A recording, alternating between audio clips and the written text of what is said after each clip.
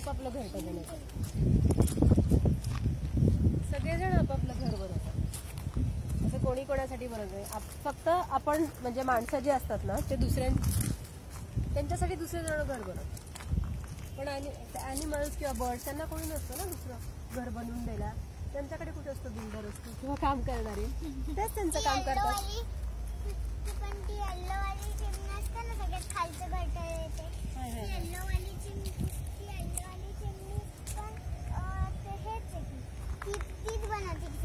हो तीच बनवते, ती सगळ्यांचं नाही बनवते, फक्त स्वतःच बनवते. आणि मग तिच्यासारखे तिचे जे बाकीचे फ्रेंड्स असतात ते सगळेजण आपापलं घर बनवतात. म्हणजे बरोबर. जेव्हा ना म्हणजे ना जेव्हा आपल्या ना जेव्हा आपण असं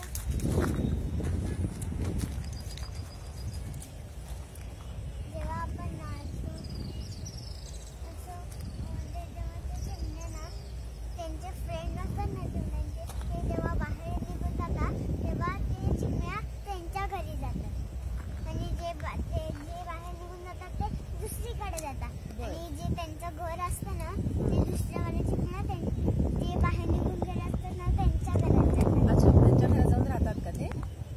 आणि तू हे आता काय केलंस? बाहेर काढून काय केलंस? पाऊस खाल्लास का?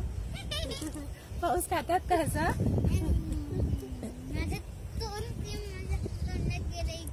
हो का? कसा लागतोय पाऊस? पाऊस कसा लागतोय? आंबट.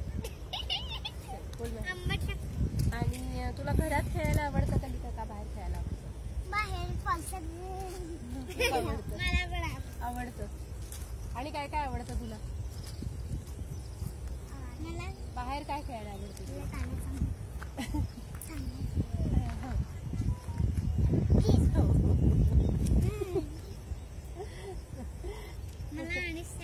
सँड मध्ये ना, आणि माती खेळायला आवडते ना? मला तर असं पकडापकडी खेळायला आवडते. पकडापकडी. आणि बाबा बरोबर मस्ती करायला. हो ना?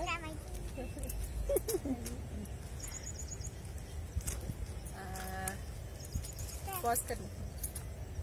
ही माझी मुलगी कलिका 5.5 वर्षांची आहे. मी तिच्याबरोबर वेळ घालवण्याचा कॉन्सेप्ट मध्ये तिला बऱ्याचदा आम्ही बाहेर घेऊन येतो. मी प्रेफर इट आउटसाईड, कारण बऱ्याचशा गोष्टी तिच्याकडून आम्हाला ऐकायला मिळतात किंवा तिची क्युरिओसिटी जी असते ती लक्षात येते, तिची क्रिएटिव्हिटी लक्षात येते. जसं आता तिने त्या झाडाबद्दल आणि त्याच्यावरच्या घरट्यांबद्दल विचारलं, सुगरणीचं घरटं, असे बरेचसे प्रश्न विचारते ती. घरात बसल्यावर थोडंसं तेच वातावरण असतं किंवा जास्त करून अभ्यास किंवा त्याच्याशी इन्क्लाइंडच ऍक्टिव्हिटीज होतात. बाहेर आल्यानंतर आम्हाला तरी असं वाटतं, म्हणजे मला आणि तिच्या बाबाला, की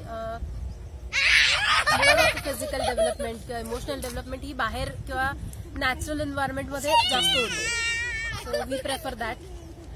आणि जेव्हा केव्हा तिच्याबरोबर वेळ घालवायचं असं आम्ही ठरवतो, म्हणजे इनफॅक्ट आम्ही इंटेन्शनली ठरवतो की कधी कधी तिचा मूड नसतो किंवा घरात खूपच किरकिर करायला लागली की बाहेर घेऊन आल्यानंतर शी इज व्हेरी फ्रेश.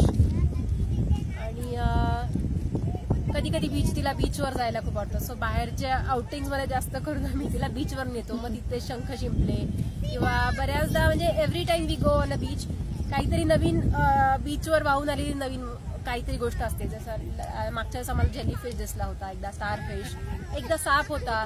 मग तिने अगदी जवळ जाऊन नसते त्याला काठीने हात लावून बघितला वगैरे. तर शिकते बऱ्याचशा गोष्टी नॅचरल एन्व्हायरमेंटमध्ये इन्स्टेड ऑफ स्टेईंग होम.